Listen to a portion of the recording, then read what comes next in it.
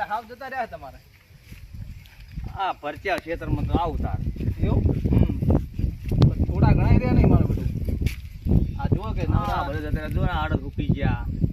આડા જતા રહ્યા હે ને એડા જતા રહ્યા હે ને હવે તો સડ્યા જ બવાય ને.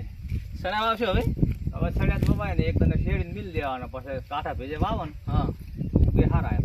એવું એમ માથા કૂટે બહુ નહીં. ઓછો મોણો હોય તો ચાલે.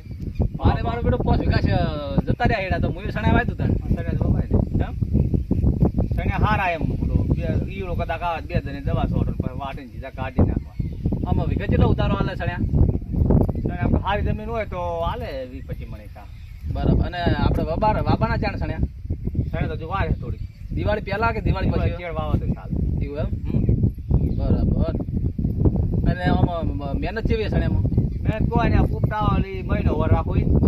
એવું એમ ને હા બરાબર અને કોઈ આમ ભૂંડ નો ત્રાસ કરો એટલે બધો ને બહુ નહીં તરા. હા આપે ઓટો ફેરો રાખવાનો એટલે ગુલુપીઓ કરો એટલે ફેર પડે એમ. બરાબર તાર હવે તો જો જીડા નહીં રહ્યા બરાબર અડદ જતા રહ્યા છે બરાબર તાર હવે વાવીને ખેડૂત બિચારા વાવે હું તાર તો સડ્યા જ કરાય. હે સડ્યા જ જોવાય. સણ્યા વાવો અથવા રાયડું વાવો બરાબર એક આધું થાય કારણ કે શિયાળું પાક સડ્યા હારા એટલે આપણે મજૂરી મોણો ને અડધા ભાગે વાવતા આવીએ ને તો શું અડધો ભાગ તો આવે ને યાર. એટલે અને પાછું બીજું તમને કહેવાય તો જે આપણે એડા બોળી ગયા બરાબર એ જે પાક ધોરણમાં પૈસા સરકાર આલશે ખરી એમ સરકાર પૈસા હાલે પણ આપણે તો હવે ભાગે વાવવા હોય તો ધણીને જ આવવાના. એવું આપણે શું મળે કહો. વાત તમારી સાચી પણ આમ તો શું છે ખબર હે આ 5મા ભાગે જે અમુક લોકો જે ભાગ્યા હોય ને જમીન વાવે છે ને એમને સરકાર કદાચ ટેકો આપે અને 25% અથવા 30% આપે એમ કે આલુ જ ને તો સારું તો બિચારા ભાગ્યાને તો મળી જાય એમ પેલું તો ખેડૂત એકલા લઈ લે પૈસા આ ભાગ્યાને શું લેવાનું એમ યાર ભાગ્યા કશી ના મળે કહો છો મહેનત જઈ. હા એટલે જ ને એટલે જમીન ખાતેદાર છે એને તો સરકાર પૈસા આપે જ છે બરાબર હા પછી જે ખાતેદાર નહીં એને સરકાર થોડો ઘણો ટેકો આલે તો એમ કે બહુ સારું એમ સરકાર છે એવું સમજે હે. બીજું કોઈ ને આ જો આ બાજુ લાવા ખેતરમાં એડા જતા રહ્યા આ બાજુમાં અડદ જતા રહ્યા ભાગે ભાઈ બરોબર હા. આપણા ખાતે તો હે નહીં. ના આ જતું રહી તો આપણે તો મહેનત જઈ મહેનત જઈ હા એટલે અડધા ભાગ આવે સણ્યા ભાવ આવો ને તો અડધો ભાગ આવે પોણીનો ભાગ ના જાય બરાબર એમ.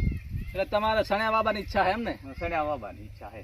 તો હું એ સણ્યા વાવી દઉં તાને સણ્યા જ વવાય પૂડું પાવા બાવાની માથાકૂટ નહીં ને.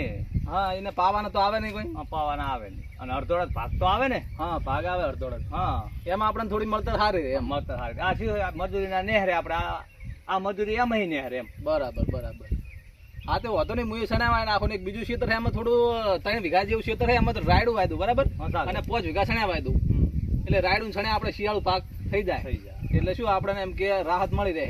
રાહત મળી રહે. અને અડદ જુઓ તમે અડદ એ હાવ જતા રહ્યા છે. બરાબર અરે અડદ તમારા હે હોય એવું એમ ને આમાં તો હજુ પાણી પડે જુઓ. બરાબર ઓહો આ અડદ જતા રહ્યા બરોબર. અમે સણ્યા જ કરાય ને. આમાં તો કોઈ લેવાનું નહીં આ તો તમારે કટર મારવું પડશે યાર આ પૂરો મહેનત માં છે આખી બધી. એવું એમ હા બરાબર હજુ પાણી ભર્યું હોય ને ખેતરમાં છે જ ને.